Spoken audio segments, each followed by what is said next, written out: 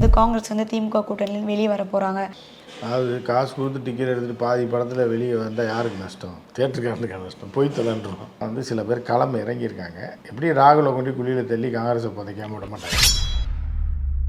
ஏன்னா ஆட்சியிலும் பங்கு அதிகாரத்திலும் பங்குன்றது காங்கிரஸ் தொடர்ந்து வந்து கேட்டுக்கிட்டு தான் இருக்கு. அறிவாலயத்தில் கூட பங்கு கேட்குறதா கேட்டாங்க. அதில் முன்னாடி கொஞ்சம் பார்க்கு மாதிரி இடம் இருக்குது, அண்ணா சிலை பக்கத்தில். அதில் ஒரு 10க்கு 10 ரூமை நாங்கள் போட்டுக்கிறோன்றோம். இருக்கிறதுக்கு இடம் கொடுத்தா விருதுநர் இருக்கார். காங்கிரஸ் தனியாக நிற்கும் போது அவர் வந்து 2.8% ஓட்டு தான் வாங்கியிருக்காரு. திமுக கூட்டணியோடு இருக்கும்போது 40%க்கு மேலே வாக்குகள் வாங்கி வெற்றி பெற்றிருக்காரு. தனியாக போனால் தெருவுக்கு தான் போகணுன்னு நல்லா தெரியுது. அப்போ பிரவீன் சக்கரவர்த்தி அவர்கள் உரிமை தொகை கொடுத்தா மட்டும் வந்து தேர்தலில் வெற்றி பெற முடியாது. அவன் அரசியல் ஞானியா? அவன் ஒரு சாணி. இப்போ இதை பேர் ராகுல்கிட்ட சொல்ல வேண்டியதானேயோ, விளங்காத இவங்களோட சேர்ந்தால் நம்ம தோற்றுருவோம், வெளியில் வந்துடுவோம். சிலதெல்லாம் பார்த்தீங்கன்னா கல்லெடுத்து எரிஞ்சிங்க அப்படின்னா அங்கே கத்தாது. சார், திமுக காங்கிரஸ் கூட்டணி வந்து இன்னமும் பல பேச்சுவார்த்தைகள் வந்து போயிட்டுருக்கு. நாளுக்கு நாள் வந்து பல செய்திகள் வந்து வந்துட்டே இருக்குது. அதாவது காங்கிரஸ் வந்து திமுக கூட்டணியில் வெளியே வர போகிறாங்க, தாவேக்கா கூட பேசிகிட்டு இருக்காங்க, தாவேக்கா கட்சியில் இணையத்துக்கான வாய்ப்புகள் இருக்கும், நிறைய விஷயங்கள் பேசப்படுது. இதை நீங்கள் எப்படி சார் பார்க்குறீங்க? அதாவது காசு கொடுத்து டிக்கெட் எடுத்துகிட்டு பாதி படத்தில் வெளியே வந்தால் யாருக்கு நஷ்டம்? தேட்டருக்காரனுக்கு நஷ்டம். போய் தொலைன்றோம். ஸோ அந்த மாதிரி தான் காங்கிரஸ் வந்து வெளியே போனால் வேண்டா அப்படின்றது பார்த்திங்கன்னா காங்கிரஸ் தான் நஷ்டம். புரியுது அவங்களுக்கு? இந்த இது சொல்ல இல்லை, முள்ளு மேலே விழுந்த சேலையை பார்த்து எடுக்கணும், இல்லைன்னா யாருக்கு முள்ளுக்கு நஷ்டம் கிடையாது, சேலைக்கு தான் நஷ்டம், கிழிஞ்சு போயிடும். ஸோ அந்த மாதிரி தான் இப்போ காங்கிரஸ் இருக்குது. ஆனால் அதை சில பேர் வந்து போட்டு இழுத்து பறிச்சிடலான்னு பார்க்குறாங்க. நார்னாராக கிழிஞ்சு போயிடும்ன்றது அவங்களுக்கு தெரியல. ஸோ அந்த மாதிரியான ஒரு நிலையில் தான் வந்து சில பேர் களம் இறங்கியிருக்காங்க. எப்படி ராகுலை கொண்டு குழியில் தள்ளி காங்கிரஸை புதைக்காமல் விட மாட்டாங்க போல், அந்த மாதிரி சில பேர் இறங்கியிருக்காங்க. அது அவர்களோட உரிமைன்னு புரியுது அவங்களுக்கு. ஸோ அந்த மாதிரியான ஒரு சூழலில் தான் தமிழ்நாடு காங்கிரஸ் இருக்குது. ஏன்னா ஆட்சியிலும் பங்கு அதிகாரத்திலும் பங்குன்றது காங்கிரஸ் தொடர்ந்து வந்து கேட்டுக்கிட்டு தான் இருக்குது. அறிவாலயத்தில் கூட பங்கு கேட்குறதா கேட்டாங்க. கொஞ்சம் இடத்த எங்களுக்கு கொடுத்துருங்க, முன்னாடி சின்ன ஆஃபீஸ் போட்டுக்கிறோன்னு. ஸோ அந்த நாங்கள் கூட்டணியில் இருக்க அப்போ தானே நீங்கள் கட்டினீங்க. அதில் முன்னாடி கொஞ்சம் பார்க்கு மாதிரி இடம் இருக்குது, அண்ணா சிலை பக்கத்தில். அதில் ஒரு 10க்கு 10 ரூமை நாங்கள் போட்டுக்கிறோன்ற மாதிரி கேட்ட மாதிரி கூட கேட்பாங்க. அதை கேட்பாங்கன்னு கேட்குறதா பிளான் இருக்கான் ஃப்யூச்சரில். மாணிக்கம் தாக்கூர் அவர்கள் சொன்ன ஒரு விஷயம் சார், அதாவது காங்கிரஸ் கட்சியிலேருந்து 2 அமைச்சர்கள் வந்தால் என்ன தவறு இருக்குது, அதே மாதிரி ஸ்டாலின் அவர்கள் வந்து முதலமைச்சர் ஆக்கிறதுக்கு நாங்களும் வந்து பாடுபட்டிருக்கோம், மீண்டும் அவர் முதலமைச்சர் ஆகிறதுக்கு நாங்கள் ரொம்ப ஆசைப்படுறோம் அப்படின்ற ஒரு விஷயம் சொல்லியிருக்காரு. இதை நீங்கள் எப்படி பார்க்குறீங்க சார் அவருடைய ஸ்டேட்மெண்ட்? அதாவது எப்படி பார்க்குறேன்னா, இப்போ சரவணா ஸ்டோர் இருக்கும், இங்கே நாங்கள் ரொம்ப நாள் அவங்கள்ட்ட துணி வாங்கிட்டு இருக்கோம். ஏன்னா இப்போ ஒரு 10 துணியை எடுத்துக்கிறோம் நாங்கள் மொத்தமாக. இந்த டப்பாவை நாங்கள் எடுத்துக்கிறோம், எங்களுக்கு உரிமை இல்லையா? எவ்வளோ நாளைக்கு தான் நீங்களே லாபம் சம்பாதிப்பீங்க? புரியுதா? நானும் ஒரு ஃப்ளோரை எனக்கு கொடுங்க, ஏன் நான் பார்க்க மாட்டேன், எனக்கு தொழில் தெரியும் அப்படின்னு அப்படி இருக்கும். சுடுநீர் தூக்கி ஊற்றி வாட்டி விட்டுருவாங்க வெளியே. துணி எடுக்க வந்தியா, துணி எடுக்கிறத போகணுன்னு பார்த்தா ஃப்ளோரை வாடகை கேட்குறேன், இல்லை இதாக கேட்குறேன்ற மாதிரி தான் இருக்குது. ஸோ இவங்களுக்கு அதுக்கு சம்மந்தம் இல்லை. இவங்க வந்து ஒன்றும் இல்லை, அதாவது இருக்கிறதுக்கு இடம் கொடுத்தா பழமொழி ஒன்று சொல்லுவாங்க, அந்த இடத்த ஆட்டை போடுறதுக்கான வழியை பார்க்குறாங்க அப்படின்ற மாதிரி. இவர்களுக்கு வந்து காங்கிரஸுக்கு வந்து தமிழ்நாடு ஒன்றும் இல்லாமல் போய் காங்கிரஸ் அழிஞ்சிருச்சு. அது ஏதோ ஒட்டுண்ணி மாதிரி அதிலேயே ஒட்டி பொழைச்சிக்கிட்டு இருக்கு. ஸோ அதில் போய் பங்கு கேட்குறாங்க. அப்படிங்கும்போது பார்க்குறவங்களுக்கே தெரியும், காங்கிரஸில் இருக்கவங்களுக்கே தெரியுது காமெடின்னு. ஏன்னா நம்ம ஏதோ ஒரு, அதாவது இவர் வந்து திமுக கூட்டணியில் 3 முறை எம்பியாக இருந்திருக்கார், விருதுநர் இருக்கார். அவர் இடைப்பட்டதில் ஒரு இடத்துல ஒரு இதில் வந்து தனியாக நின்றுருக்கார். காங்கிரஸ் தனியாக நிற்கும் போது அவர் வந்து 2.8% ஓட்டு தான் வாங்கியிருக்கார். அதே இது திமுக கூட்டணியோடு இருக்கும்போது 40%க்கு மேலே வாக்குகள் வாங்கி வெற்றி பெற்றிருக்கார்.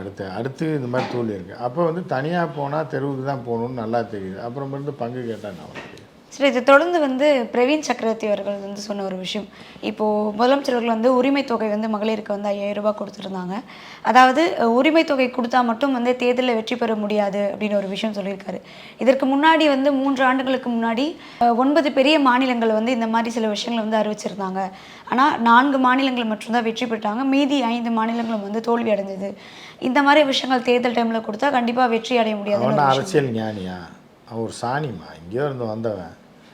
அவன் வந்து என்னென்னா, அப்போ இதை போய் ராகுல்கிட்ட சொல்ல வேண்டியதானேயோ, விளங்காத இந்த மாதிரி கட்சி இப்படி இருக்குது, இந்த மாதிரிலாம் பண்ணால் இந்த கூட்டணியில் கொடுக்குறாங்க 5000 ரூபா, இவங்களோட சேர்ந்தால் நம்ம தோற்றுருவோம், நாம் வெளியில் வந்துடுவோம்னு சொல்லி அங்கே போய் சொல்லணும். புரியுதா உங்களுக்கு? சில இதெல்லாம் பார்த்தீங்கன்னா கல்லெடுத்து எரிஞ்சிங்க அப்படின்னா அங்கே கத்தாது, தூரத்தில் போய் கத்திட்டு போய் நிற்கும். அந்த மாதிரி கதை தான் இவங்க கதை. ஸோ இவங்க வந்து என்ன அப்படின்னா, நீங்கள் அதை போய் ராகுல்கிட்ட வந்து நம்ம கட்சி விளங்காமல் போச்சு, அவங்க அப்பா இருக்கும்போதெல்லாம் வந்து 400க்கும் மேற்பட்ட இடங்களில் வெற்றி பெற்று தனிப்பெரும்பான்மையில் ஆட்சி பண்ணிகிட்டு இருந்தோம். அதுக்கு முன்னாடி அவங்க பாட்டி இருக்கிற காலத்தில் அவ்வளோ ஸ்ட்ராங்காக இருந்தோம். இப்போ யாரோடையும் நம்ம சேர வேணாம், நம்ம தனியாகவே இந்தியா முழுவதும் போட்டி போடுவோம் அப்படின்றத ராகுல்கிட்ட சொல்லணும். இங்கே சொல்லி பத்திரிக்காரனுக்கு காசு கொடுத்து இங்கே சொல்லி என்ன பிரச்சனை? இங்கே சில பேருக்கு மாமூல் கொடுத்து அமௌண்ட்டை கரெக்ட் பண்ணி பேட்டி கொடுத்துட்டு அவங்களும் அதை பெருசாக போட்டுருக்காங்க. ஏன்னா முந்தையெல்லாம் வந்து என்னென்னா, ஒரு தலைவன் ஒருத்தர் இருப்பான், அவன் அந்த அந்த ஒரு தரத்தில் இருக்கவனுக்கு தகுந்த ஸ்பேஸ் தான் கொடுப்பாங்க பேப்பரில் டிவிலலாம். இப்போ காசு கொடுத்தா எவனுக்கு வேணாலும் ஃப்ரண்ட் பேஜை கொடுத்துட்றாங்க, யாருன்னே தெரிய வேணாம். பேமெண்ட் அடிச்சு விட்டிங்கன்னா போதும், மொராலிட்டி அடிச்சு விட்டணும், இல்லைனா அவன் ஹெட்டுட்டு அடிச்சு விட்டிங்கன்னா தலைமை பொறுப்பில் இருக்கவன் வாங்கிட்டு அவனை ஆகாவோ பெரிய தலைவனாக அவனை பூஸ்டப் எவனை வேணாலும் பூஸ்டப் பண்ண முடியும் மீடியா நினச்சா. ஸோ அந்த மாதிரி பூஸ்டப் பண்ணப்பட்ட ஒரு ஆள் தான் இந்த பிரவீன். ஸோ அதனால் அவங்க எப்படியும் காங்கிரஸை கொண்டு குழியில் தள்ளாமல் போக மாட்டாங்க அப்படின்றது, அதுக்கான வேலைகளை தான் அவர் பார்த்துட்ருக்காங்க. சரி, இப்போ அடுத்தது வந்து சசிகலா அவர்கள் வந்து புதிய கட்சி தொடங்க இருக்கிறதா ஒரு செய்திகள் வந்து வெளியாகியிருக்கு. அதாவது இந்த மாதம் 24ஆம் தேதி அதுக்கான அறிவிப்பு வந்து வெளிவரும்னு சொல்லப்படுது. புதிய கட்சி ஆரம்பிக்கிறதுக்கு வாய்ப்புகள் இருக்கா சார்? ஆமாம். இப்போ வந்து என்ன அப்படின்னா, முதல்ல வந்து இப்போ மத்தியத்தில் அவங்க தலைவர்கள் இருக்காங்கல்ல, பெரு தலைவர்கள் பூசாரிகள்லாம், அதில் என்ன சொல்லியிருக்காங்கன்னா, எல்லோரும் இவங்கள கடைசியில் வண்டியில் ஏற்றிடுவோம். எந்த வண்டியில்? ஆமாம், அந்த வண்டியில் ஏற்றிடலாம், நீங்கள் கொஞ்சம் பொறுமையாக இருங்க. என்டிஏ வண்டியில் இல்லை, இதில் அதிமுகன்ற வண்டியில் ஏற்றி கொண்டு வந்து என்டிஏன்ற பொது வண்டி இருக்குல்ல, அது ஸ்டேஷனில் கிளம்பும். அதிமுகன்ற வண்டியை வந்து அங்கங்கே அந்த இந்த இதுக்கெல்லாம் கல்யாணத்துக்கு போனால் பஸ் ஒரு இடத்துல நிற்கும் போய் ஏற்றிட்டு போவாங்க சொந்தக்காரங்களாம், அது சொல்லியிருக்காங்க. ஏற்றிட்டு ஸ்டேஷனுக்கு வந்து இதில் போகலான்னு. கடைசியாக அந்த பஸ்ஸு டிரைவர் ஏற்றவே மாட்டான், பொறும்பாவியாக இருக்கேன், யாரையுமே ஏற்ற மாட்டேன்றான், எங்கள் ஆளை மட்டும் தான் ஏற்றுவேன்றான். அப்போ இவங்க என்ன பண்ணால், இப்போ கடைசி நேரத்தில் ஆளுக்கு ஒரு ஆட்டோவோ ஏதோ பிடிச்சி 2 வீலரோ பிடிச்சி ஸ்டேஷனுக்கு வந்திருக்கேன், அங்கே வந்து இந்த ட்ரெயினில் ஏறிக்கிங்கன்ட்டாங்க. இப்போ இவங்க ஆட்டோ தேடி அலையிற மாதிரி, அதுதான் புது கட்சி ஆரம்பிக்கிறேன். அந்த மாதிரி அந்த அதிமுகன்ற பஸ்ஸில் ஏறிக்கலான்னு பார்த்தாங்க, எப்படியா கடைசி நேரத்தில் இறக்கப்பட்டு ஏற்றிடுவாங்க. அப்புறம் ஸ்டேஷனில் போய் அந்த வண்டியில் ஏறி அப்படியே போயிடலான்னு. ஆனால் அந்த டிரைவர் ஏற்ற மாட்டேங்கலாம், ஏற்றவே மாட்டேன். முன்னாடி வேணால் வாங்க ஏற்றுறேன், உள்ளே வண்டிக்குள்ளே ஏற்ற மாட்டேன், வெளியே போட்டு வேணால் ஏற்றுறேன் அப்படின்னோடனே இவங்க ஆளுக்கு ஒரு ஆட்டோ ரெடி பண்ணி இப்போ என்டிஏ வண்டியை பிடிச்சா அவனுக்கு கிளம்ப போகுது. ஆக இந்த மாதிரி ஒரு கட்சியை ஆரம்பித்து அது என்டிஏ கூட்டணியில் போய் சேரும். சேர்ந்து அப்போ அதிமுகன்ற ஒட்டுமொத்தமாக இருந்த சசிகலா, தினகரன், ஏஓபிஎஸ் இவங்க எல்லாமே உள்ளுக்குள்ளே இருந்து போட்டி போடுவாங்க. இப்போ வெளியிலேருந்து உள்ளுக்குள்ளே சேர்ந்து போட்டி போடுவாங்க. அதுக்கு தான் தனியாக நீங்கள் ஒரு கடையை ஆரம்பிச்சிருங்க, சரக்கு நான் கொடுக்குறேன்னு சொல்லிடுவேன். புரியுதா உங்களுக்கு? இந்த காலத்தில் பாம்பேயில் சாராய வியாபாரிகள்லாம் என்ன பண்ணுறாங்கன்னா, என்ன முதலீடெல்லாம் பண்ண வேணாம், புரியுதா, சரக்கு இறக்கிடுவேன் அந்த இடத்துல வந்து. வரதராஜ முதலியாரெலாம் இருந்த காலத்தில் எப்படி பண்ணுவாங்கன்னா, டியூப்பில் சாராயத்தை ஏற்றி காரில் ஏற்றி கொண்டு போய் அந்தந்த ஏரியா பஸ் ஸ்டாப்பில் போட்டு விட்டு போயிடுவாங்க அப்படின்னு. அந்த ஏரியா சாராய வியாபாரி எடுத்து அதை விற்றுட்டு சாயந்தரமாக வந்து காசு கட்டிடணும். ஆனால் சரக்கு யாருது? மெயின் பார்ட்டியோடது. அப்படி தான் சொல்லிப்பேன்.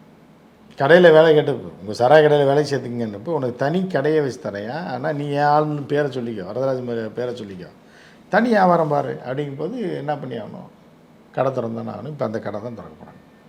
திறந்துட்டு மொத்த பாஸ் வந்து அவர் யார்? NDA boss Amit Shah. அவரோட சரக்கு தான் இவங்க விற்பாங்க இங்கே. சார், தேர்தலுக்கு முன்னாடி வந்து ஜனநாயகன் படம் வந்து ரிலீஸ் ஆகும்ன்ற ஒரு எதிர்பார்ப்பு இருந்தது. ஆனால் நீங்கள் சொல்லியிருந்தீங்க கண்டிப்பாக அந்த படம் வந்து எலெக்ஷனுக்கு அப்புறம் தீபாவளிக்கு முன்னாடி கண்டிப்பாக ரிலீஸ் ஆகும் அப்படின்றது.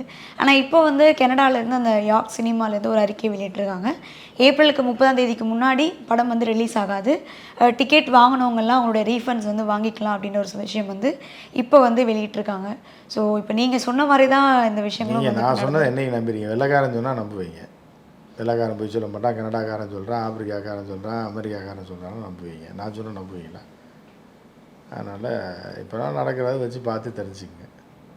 இப்போ வெள்ளைக்காரனே சொல்லியிருக்கேன் காசை வாங்கிட்டு கொடுங்கடான்னு.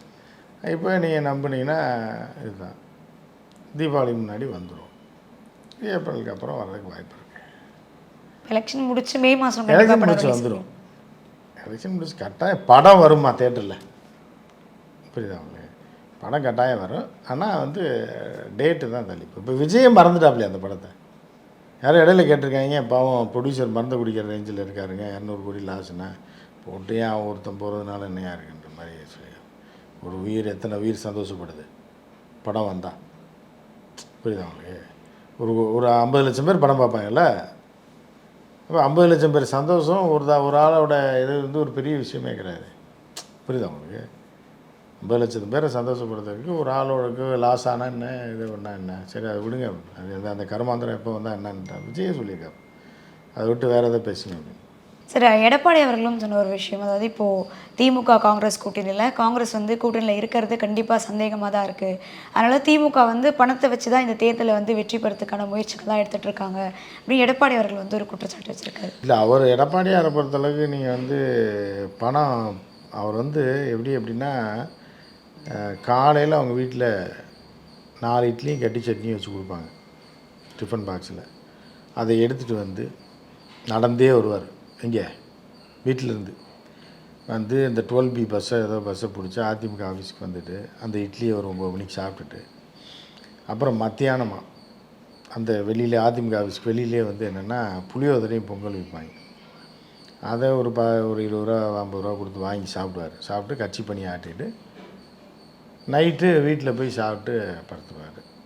பணம் வந்து பணமோ அதிகாரமோ இதை பற்றிலாம் அவர் கவலையே பட மாட்டார். கோடிகள் அவருக்கு என்னன்னே தெரியாது. கோடிகள்ன்றதை அவர் பார்த்ததே கிடையாது. அப்படிப்பட்ட ஒரு மகாத்மா காந்திக்கு பிறகு, ஏன்னா நீங்கள் எல்லோரும் குஜராத்தில் பிறந்த மகாத்மா காந்தியை தான் மகாத்மான்றீங்க. அதை விட பெரிய ஆத்மா யார்? எடப்பாடியார். அவர் மேலே எந்த கொலைப்பலியோ குற்றச்சாட்டுகளோ, ஏன்னா கொள்ளை, இந்த மாதிரி எந்த விதமான ஒரு அப்பலுக்கற்ற மனுஷன். பணம்னாலே அவருக்கு பிடிக்காது. இப்போ நீங்கள் ஒரு 10,000 ரூபா பணத்தை கொண்டு போய் அவர்கிட்ட எதுக்கோ நீங்கள் கொண்டு போய் வச்சிங்கன்னா கூட உங்களை அடிச்சிடுவார். யாருக்கிட்ட பணத்தை கொண்டு வந்து காட்டுறா அப்படின்னு, அந்தளவுக்கு கோவக்காரர் அவர். ஸோ அவர் சொல்கிறதுல நியாயம் இருக்குல்ல. நம்ம திமுக வந்து எப்போவுமே 1000 கோடி 5000 கோடி இப்படி தான் பணம். ஏன்னா 5000 ரூபா மக்களுக்கு பெண்களுக்கு இப்படிலாம் கொடுக்குறோம், பணம்னு இருக்கா, அது அவருக்கு பிடிக்காது. அவர் ஒரு நேர்மையான ஒரு காந்தியவாதி மாதிரி. வீட்டில் ஏதோ எம்எல்ஏ கொடுக்குற சம்பளம் இருக்குல்ல, அதில் தான் அவங்க குடும்பமே நடத்துகிறாங்க. அவங்க வீட்டில் பிள்ளைகளை படிக்க வச்சு பையனை வளர்த்து, இப்போ ஆஸ்திரேலியாவில் கொஞ்ச நாள் இருந்தான் அந்த பையன். ஸோ எல்லாமே இந்த சம்பளத்தில் தான். எம்எல்ஏ சம்பளம் ஒரு 40,000 ரூபா கொடுக்குறாங்கன்னா அதை ஒரு 5,000 ரூபா எடுத்து வச்சுருவாங்க. அவங்க ஃப்யூச்சருக்கு வேணும்ல, நான் எடுத்து வச்சுட்டு எடப்பாடியார் ஒய்ஃப் எடுத்து வச்சுருவாங்க. மீதி காசில் தான் அவங்க அரிசி பருப்புலாம் வாங்கிட்டு வந்து ஒரு ரிலையன்ஸ், அதனால தான் மாதத்துக்கு ஒரு டைம் தான் ஜாமான் வாங்குவாங்க. அரிசி பருப்புலாம் வாங்கினாங்கன்னா வாங்கி சமையல் பண்ணி அவருக்கு இப்போ சாப்பாடு போட்டு இது பண்ணி அந்த இதுக்குள்ளே குடும்பம் நடத்துகிறவர் தான் எடப்பாடியார். அந்த 40,000 ரூபா 60,000 ரூபா இப்போ தான் ஏதோ இந்த திமுக அரசு ஏதோ இப்போ எம்எல்ஏ சம்பளத்தெல்லாம் கூட்டியிருக்காங்க. அதனால் அதில் வாழ்ந்துக்கிட்டு இருக்கவருக்கு அப்புறம் இவங்க கோடிக்கணக்கில் பேசினாங்கன்னா கோவம் வரத்தானே செய்யும். அதனால் ஒரு ஸ்டேட்மெண்ட். ஏன்னா எடப்பாடி அவர்கள் வந்து ஆட்சிக்கு வந்துட்டா மாதம் 2,000 ரூபாய் தரேன் அப்படின்னு ஒரு விஷயம் வந்து சொல்லியிருக்காரு சார், மகளிர் உரிமை தொகைக்கு. இதை வந்து அப்படியே வந்து திமுக வந்து காப்பி பண்ணியிருக்காங்க அப்படின்னு ஒரு விஷயமும் அவர் சொல்லியிருக்காரு. காசு கொடுக்குறதுல எப்படிமா அடுத்தவன் காசு எடுத்து அவனுக்கே கொடுக்குறதுல எப்படிமா காப்பி பண்ண முடியும்? இவர் கொடுத்தாரு, இவர் 5,000 கொடுத்தாருன்னா அவர் 10,000 கொடுத்தாருன்னா ஓகே கொடுக்க சொல்லுங்க பார்ப்போம். கொடுக்க மாட்டார், கொடுக்க முடியாது. ஏன்னா அவர் ஒரு ஏழை. ஸோ அந்த மாதிரி இருக்கும்போது அவருக்கு ஒரு இதாக நம்மளால் கொடுக்க முடியலையே, இவங்க கொடுக்குறாங்களேன்ற ஒரு ஆதங்கத்தில் சொல்கிறார். இவ்வளோ நேரம் வந்து நிறைய விஷயங்களை பகிர்ந்து வைக்க நன்றி. கண்டிப்பாக.